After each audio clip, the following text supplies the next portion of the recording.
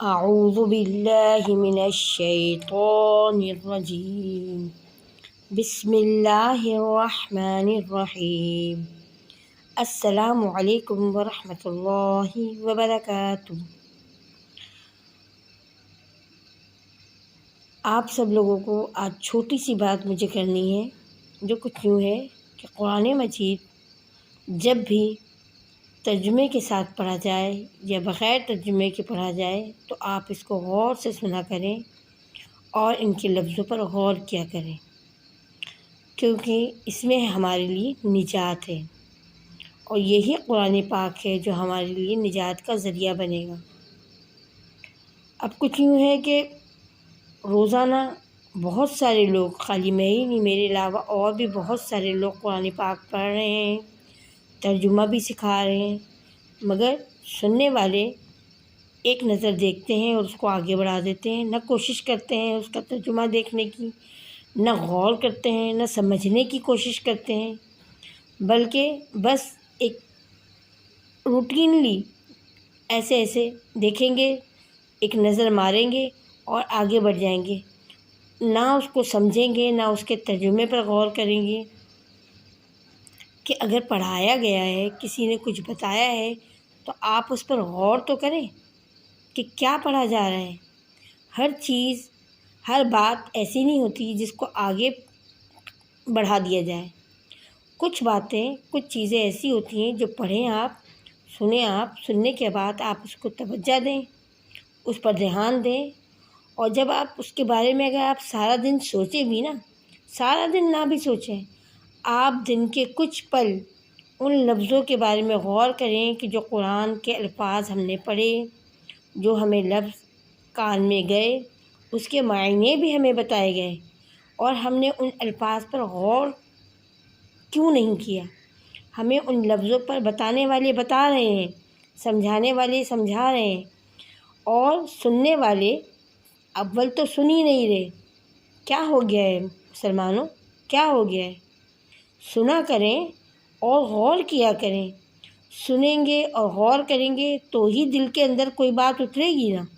جب دل میں اترے گی تو ہی تو کچھ عمل کی کوشش کریں گے۔ بے شک سب کچھ اللہ کی طرف سے ہے، لیکن انسان کی اپنی کوشش بھی تو ہوتی ہے۔ انسان کے دل میں بھی تو آئے یہ بات کہ جی ہم تھوڑا سا دیکھ تو لیں کیا لکھا ہے، ہمیں بتانے والا کیا بتا رہا ہے، ہم تھوڑی سی توجہ تو دیں۔ بس اتنا ہی آج مجھے آپ سب سے کہنا تھا۔ آج ہم سورۃ العلق کی کچھ آیتیں آپ کو پڑھ کر سناتے ہیں ترجمے کے ساتھ۔ آپ انہیں سنیں، قرآن کا الفاظ سنیں اور اس کا ترجمہ سنیں اور اس پر غور کریں۔ زیادہ دیر نہیں تو کم از کم کچھ منٹ ہی غور کریں اس کے پر کہ اس میں اللہ تعالیٰ ہم سے، یعنی انسانوں سے کیا فرما رہا ہے۔ انشاءاللہ آپ ہم اس بات کی کوشش ضرور کریں گے۔ آئیے سبق کا آغاز کرتے ہیں۔ بسم اللہ الرحمن الرحیم۔ سورۃ العلق۔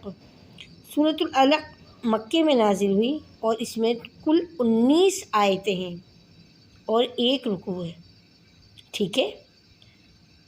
اقرأ بسم ربک الذی خلق۔ اے محمد اپنے پروردگار کا نام لے کر پڑھو جس نے عالم کو پیدا کیا۔ خلق الانسان من علق، جس نے انسان کو خون کی پھٹکی سے بنایا۔ اقرأ وربک الاکرم، پڑھو اور تمہارا پروردگار بڑا کریم ہے۔ الذی علم بالقلم، جس نے قلم کے ذریعے سے علم سکھایا۔ علم الانسان ما لم يعلم، اور انسان کو وہ باتیں سکھائیں جس کا اس کو علم نہ تھا۔ کلا ان الانسان لیطغی، مگر انسان سرکش ہو جاتا ہے۔ ان رآہ استغنی، جبکہ اپنے تئیں غنی دیکھتا ہے۔ ان الی ربک الرجعی، کچھ شک نہیں کہ اس کو تمہارے پروردگار ہی کی طرف لوٹ کر جانا ہے، بے شک۔ ارأیت الذی ینہی، بھلا تم اس شخص کو دیکھا جو منع کرتا ہے، عبدا اذا صلی، یعنی ایک بندے کو جب وہ نماز پڑھنے لگتا ہے، ارأیت ان کان علی الہدی، بھلا دیکھو تو اگر یہ راہ راست پر ہو، او امر بالتقوی، یا پرہیزگاری کا حکم کرے تو منع کرنا کیسا، ارأیت ان کذب وتولی، اور دیکھ تو اگر اس نے دین حق کو جھٹلایا اور اس سے منہ پھیرا۔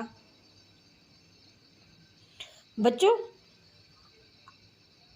آج میں نے آپ کو سورۃ العلق کی کچھ آیتیں پڑھ کر سنائیں اور اس کا ترجمہ بھی آپ کو پڑھ کر سنایا۔ جو آیتیں میں نے آپ کو پڑھ کر سنائیں اور اس کا ترجمہ آپ کو پڑھ کے سنایا، آپ دل میں ان آیتوں پر اور اس کے ترجمے کی طرف غور کریں کہ اس میں اللہ تعالیٰ نے کیا فرمایا ہے مسلمانوں کے لیے، اور کیا چیز اللہ تعالیٰ ہم مسلمانوں کو کہنا چاہ رہا ہے، ہم اس کو سمجھیں۔ اس میں ہمارے لیے بہتری ہے، ہمارے لیے راہ نجات ہے، تو ہم اس کو غور سے سنیں اور اس کو سمجھیں۔ سمجھنے کا عمل آئے گا جب ہم سمجھیں گے تو اس کے بعد ہی عمل کریں گے۔ پہلے سمجھیں گے پھر عمل کریں گے، تو ہم پہلے اس کو سمجھیں پھر اس پر عمل کریں، سنیں سمجھیں پھر عمل کریں۔ انشاءاللہ میری اس بات پر آپ لوگ غور ضرور کریں گے، اور کوشش زیادہ نہیں تو کچھ لوگ تو اس کی کوشش کریں گے۔ میں سمجھتی ہوں جب ہم تھوڑا تھوڑا کر کے کوشش کریں گے تو انشاءاللہ آگے زیادہ کی طرف جائیں گے، اور اس مہم میں آپ میرا ساتھ دیں گے اور ہم سب مل کر اس کار خیر کو آگے بڑھائیں گے انشاءاللہ۔ اللہ مجھ کو اور آپ کو عمل کی توفیق عطا فرمائے، آمین۔ صدق اللہ العظیم۔